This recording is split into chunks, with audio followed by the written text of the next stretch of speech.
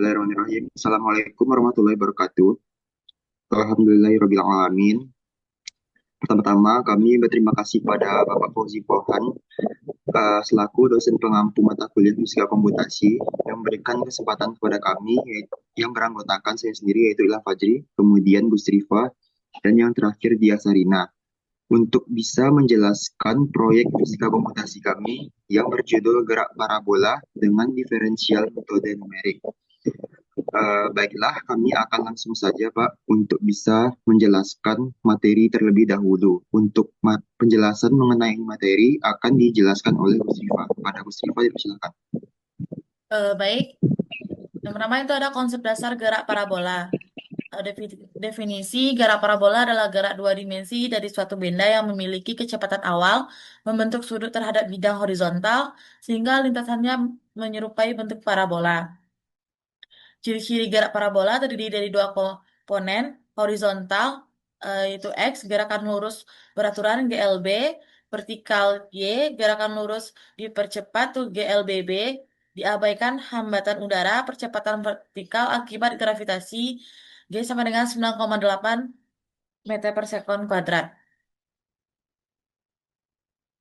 Selanjutnya, ketebalan metode analitik. Apa itu metode analitik? Metode analitik adalah cara menyelesaikan soal fisika dengan rumus matematika yang pasti, seperti yang bisa kita pelajari di buku. Solusinya apa? Solusi yang digunakan metode numerik. Metode numerik membantu menyelesaikan masalah yang tidak bisa diselesaikan dengan rumus biasa. Kelebihan dan kekurangannya.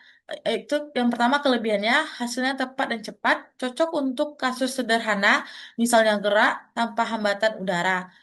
Untuk kekurangannya tidak bisa dipakai jika sistem terlalu kompleks, misalnya ada hambatan udara, percepatan berubah-ubah secara tidak teratur.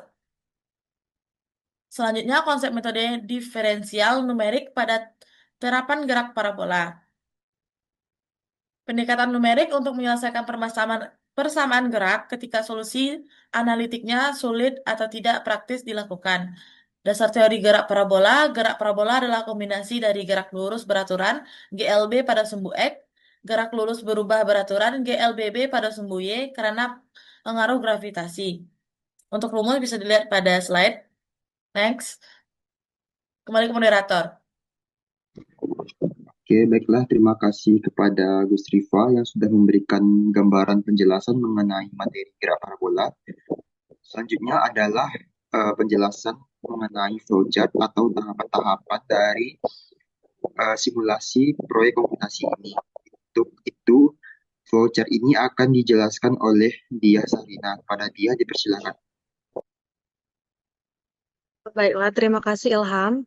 Saya akan menjelaskan tentang flowchart, di mana kita bisa melihat start itu adalah menandakan awal dari program. Selanjutnya kita menginput program penerima parameter awal, di mana kita bisa lihat G adalah percepatan gravitasi, DT adalah interval waktu simulasi, T-nya adalah waktu total simulasi, dan X0, Y0 ini adalah posisi awal benda, V0 adalah kecepatan benda, dan theta adalah sudut.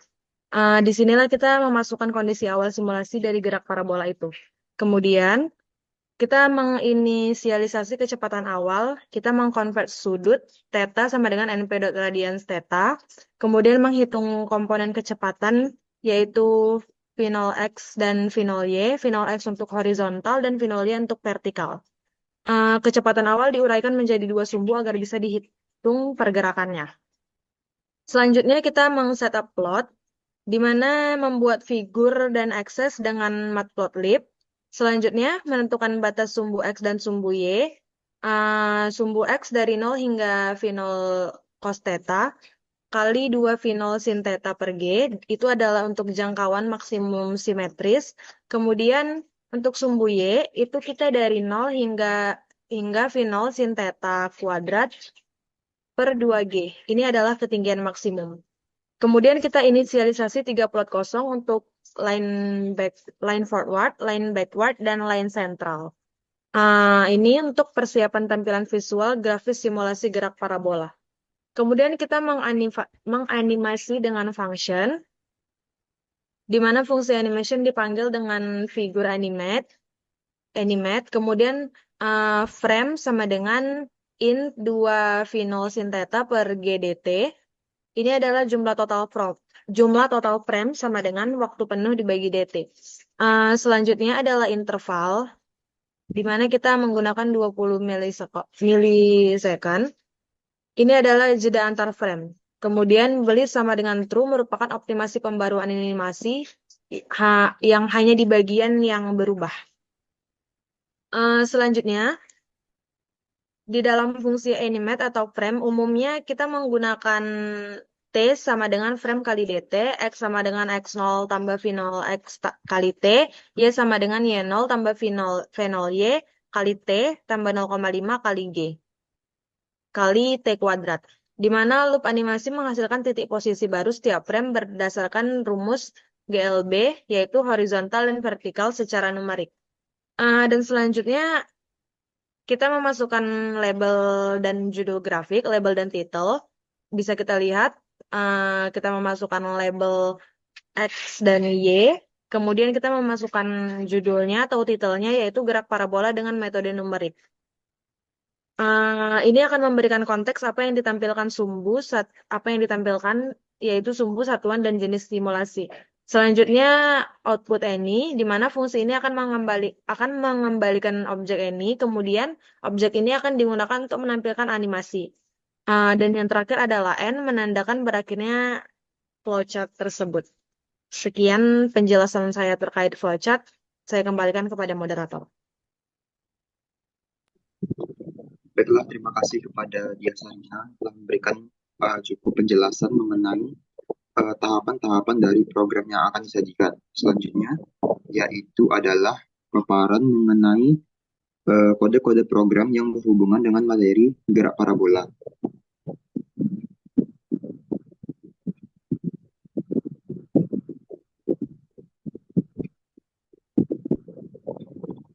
Baiklah, di sini sudah terlihat jelas kode programnya. Saya akan menjelaskan per komponennya. Yang pertama yaitu adalah di sini terlihat yaitu yang paling atas yaitu import NumPy SNP dan import ke bawah. Di sini fungsinya digunakan untuk perhitungan numerik dan array untuk menjelaskan menggambarkan grafik. Kemudian di sini terlihat function animation. Di sini supaya membuat animasi per frame-nya. Kemudian ada paparan mengenai keterangan gravitasi dan langkah waktu. Di sini berfungsi sebagai agar nanti programnya berjalan sesuai dengan ketentuan gravitasi dan waktu yang ada. Kemudian di sini terlihat yaitu keterangan mengenai float input. Di sini berfungsi sebagai nilai-nilai yang akan dimasukkan agar simulasinya itu bisa berjalan. Setelah float input, ada keterangan yaitu theta NP radians. Di sini berfungsi sebagai parameter awal dari simulasi maksimum, posisi awal, kecepatan awal, dan sudut tembakan. Setelah itu, bisa geser ke bawah. Ada yang namanya kode-kode tentang definisi fungsi metode numerik. Di sini kami mengambil materi yaitu persamaan diferensial. Ada 3 di sini yaitu forward difference, yang kedua yaitu backward difference, dan central difference. Berikut di program bisa terlihat rumus-rumusnya. Setelah rumus tersebut, ada yang namanya setup plot. Fungsinya itu estimasi jarak horizontal maksimum di setiap plotnya yang bisa terlihat nantinya. Kemudian ada kode untuk menentukan ukuran sumbu X dan Y pada grafik. Setelah itu, kita akan membuat fungsi animasi kodenya supaya simulasinya sampai akhir bisa berjalan dengan lancar. Dengan maksimalnya yaitu posisi dihitung dengan ketiga metode tadi. Kemudian kode yang terakhir adalah jalankan animasinya, yaitu berupa kode terakhir yaitu plt.show. Mungkin bisa jalankan langsung, Pak.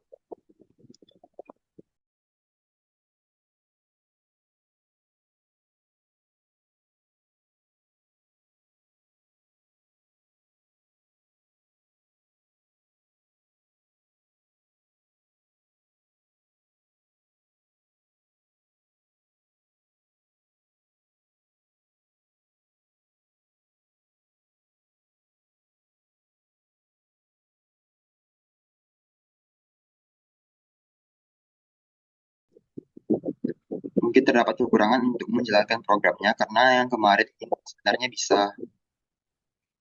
Viva, Hmm.